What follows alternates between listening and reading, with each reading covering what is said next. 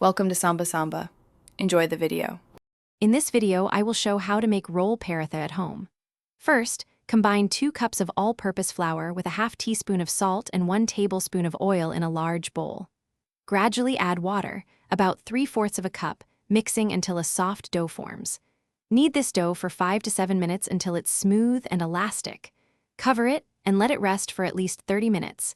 This step is crucial for a tender paratha. Next, divide your rested dough into 6 to 8 equal portions. Take 1 portion and roll it out into a thin 6-inch circle on a lightly floured surface. Brush a thin layer of oil over the entire surface of the circle, then sprinkle a pinch of dry flour evenly. This creates the distinct layers. Now, fold the circle into a semicircle, then into a triangle, or roll it into a log and coil it before re-rolling. Now it's time to cook your parathas. Heat a flat griddle or tawa over medium-high heat.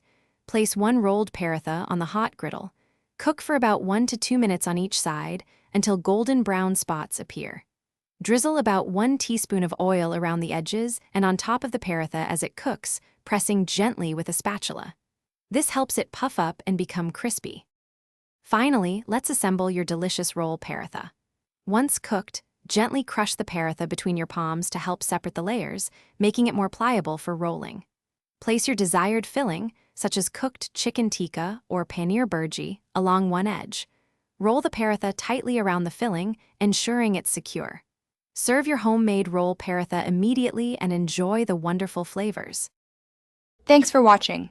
Consider subscribing if we helped you.